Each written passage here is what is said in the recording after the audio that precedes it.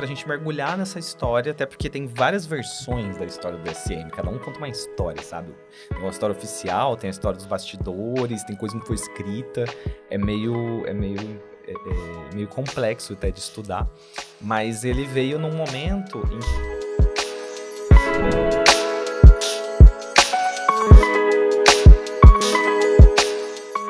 como que você lida com o DSM na sua prática, Michele? Porque assim, a gente é psiquiatra, a gente conhece, a gente fez residência, a gente entende. Mas às vezes a gente... Mas assim, não quer dizer que a gente tá com ele aberto ali toda hora, checando os diagnósticos. A gente lembra quase tudo dos principais diagnósticos, mas o DSM acaba sendo um apoio, né? Como que você usa ele assim no seu dia a dia? Eu vejo o DSM mais como uma ferramenta, Uhum. né? Quando você vai construir alguma coisa, você usa ferramentas, não somente uma. Então, ela é mais uma ferramenta. Eu vejo ela assim.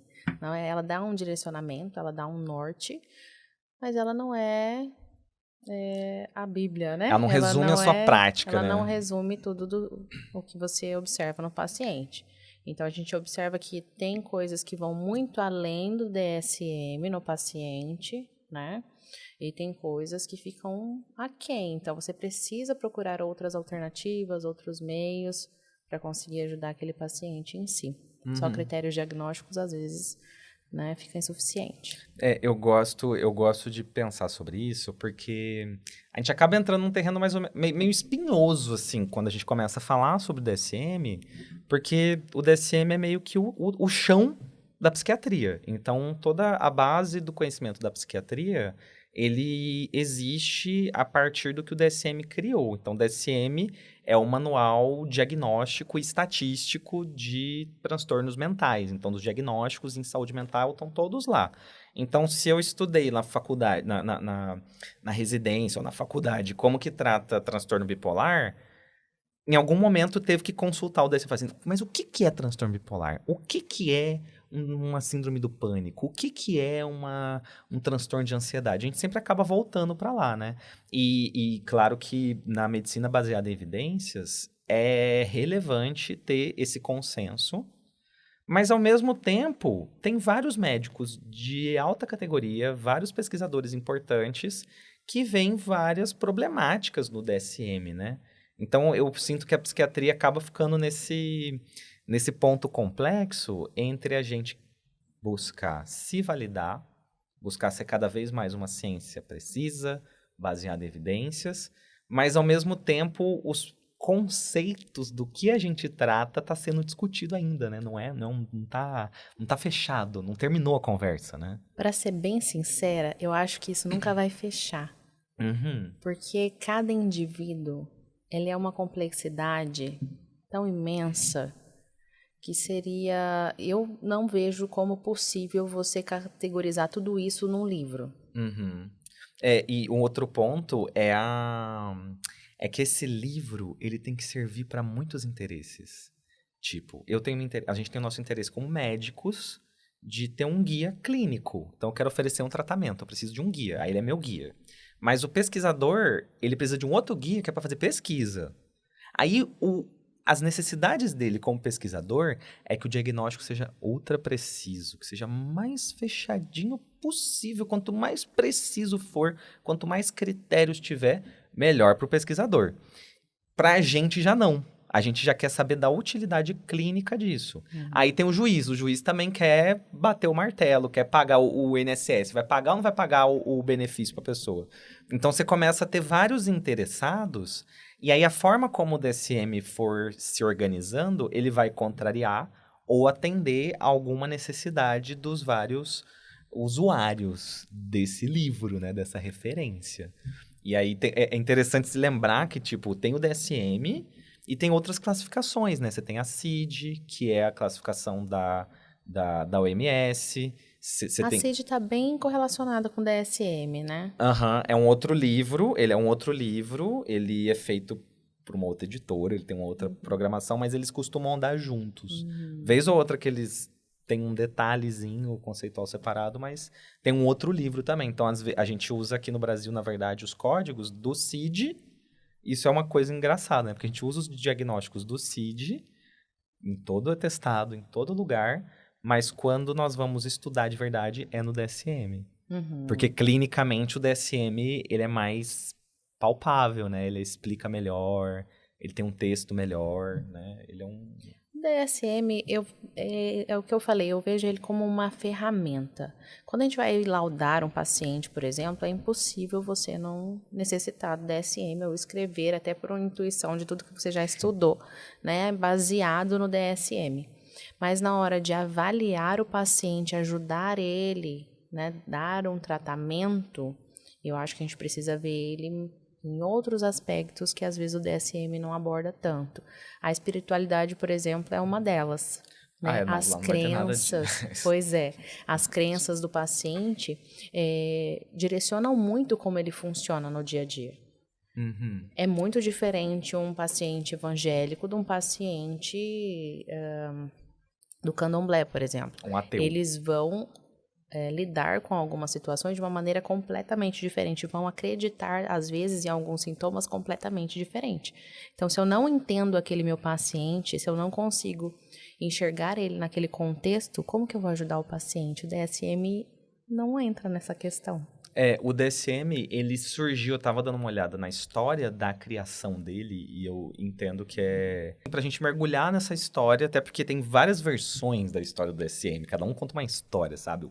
Tem uma história oficial, tem a história dos bastidores, tem coisa que não foi escrita, é meio complexo até de estudar, mas ele veio num momento em que era pós-Segunda Guerra ali, então os Estados Unidos tinham que se organizar, né? O DSM, já tinha saído o DSM-1, DSM-2, eles eram basicamente muito influenciados por psicanálise, então eles traziam muita coisa de psicanálise no meio, tinha neuroses, então reação neurótica, eles usavam termos muito da psicanálise, a psiquiatria americana era bastante psicanalítica, né? A Europa tinha tido a guerra, então a produção europeia de conhecimento ficou meio parada por causa da guerra mesmo. Agora eles se dizem atemporais, né? Mas aí a gente percebe ainda bastante resquício, assim, da psicanálise. Ainda tá, né? Ainda tá nas Muito, entrelinhas, né? muito. Ainda tá os transtornos de personalidade, borderline, narcisismo, são todos termos da análise. E lá no DSM-1 e 2, a análise, a psicanálise dominava muito. E aí chegou o DSM-3 e eles tinham essa ideia de perceber que como os critérios diagnósticos eles eram meio pouco definidos, o tratamento ficava da cabeça de cada um. Então aí surgiu uma primeira demanda. Gente, a gente tem que todo mundo falar a mesma língua, vamos dar o mesmo nome para a mesma coisa. Vamos se reunir aqui, definir esse negócio, para a gente ter um fio condutor dos nossos tratamentos. Porque antes não tinha um fio condutor preciso, né? Existia já o eletrochoque, já acontecia, a eletroconvulsoterapia já tinha, que era um tratamento que pegava tudo. Aí você começou a ter os primeiros remédios, começou a ter clorpromazina, Plectil, uns sedativos, primeiro antipsicótico, foi surgindo. Eles meio que pegavam tudo também. Então, cada um ia fazendo de um jeito e não tinha um fio condutor tão claro. E aí se reuniram para fazer o DSM-3. Aí o DSM, que é mais parecido com esse de hoje em dia, é o DSM-3, que foi muito mais criado em consenso do que numa pesquisa específica. Então, ninguém tem uma descoberta assim, olha só, gente, fiz uma pesquisa, agora tá tudo claro, fizemos um levantamento, aqui, pesquisamos várias culturas, fomos lá na Índia, vimos como que é a Índia, fomos aqui nos Estados Unidos, pra gente poder definir transculturalmente doenças válidas. Não, foi um consenso da psiquiatria americana que falou, é assim a partir de agora. É assim, tem menos psicanálise, tem mais termos que remetem à doença, que remetem a um processo mais médico, então queria se aproximar do médico, das outras especialidades, e fez o DSM-3. E quem gostou, gostou, quem não gostou, reclama pro 4. E reclamaram. E estamos no 5. Estamos no 5 revisados já, né? 5 revisado. Estamos 5 revisados. Pois é. E aí eu acho legal, porque essa é uma tentativa muito antiga. Você lembra daquela história dos humores lá da Grécia, que tenta Sim, a Billy Negra. não sei quem. Então, você tentava ver quem que acumula... Conforme os humores, os líquidos do seu corpo, talvez você vai ter que fazer uma sangria para se ver livre de uma determinada doença. Então, a gente estava tentando fazer essa distinção já há séculos, né? E não conseguia. E agora a gente tem uma sensação de que está tudo fechado, mas na verdade ainda está em construção, porque muito é consenso.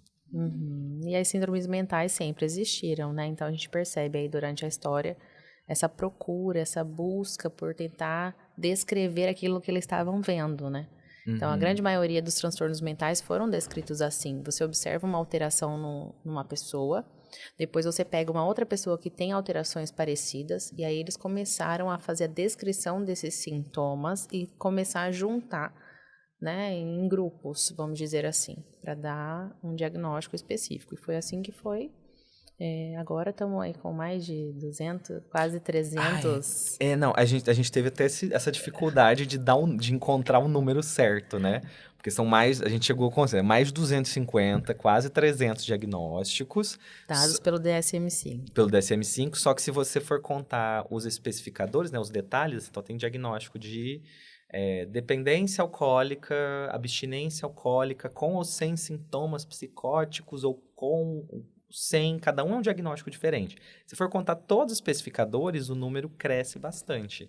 Mas já passamos de 250, a gente encontrou que era quase 300, mas né, eu acho engraçado, porque é o tipo de informação que deveria vir na contracapa, né? Sim. Deveria vir assim, olha, aqui estão Importantíssimo listados isso. X diagnósticos, não tem. Então é uma quantidade bem grande de diagnóstico. E beira aí os 300 diagnósticos. E agora teve o DSM-5 revisado, que não teve uma mudança tão grande em número de diagnóstico, né? Não teve uma mudança tão grande em quantidade. É importante a gente pensar nesse número, porque assim, as pessoas acreditam que o psiquiatra atende só depressão, ansiedade e, na maioria das vezes, gente louca, né? Porque é assim que as pessoas denominam isso. E, na verdade, a gente tem uma gama infinita de transtornos mentais aí que a gente lida diariamente e que é muito pouco falado também, né? Então, já é pouco falado os que são mais comuns, como a depressão, bipolaridade. Imagina os diagnósticos mais específicos mais e pequenininho, específicos, né? então... Isso traz, eu entendo que é legal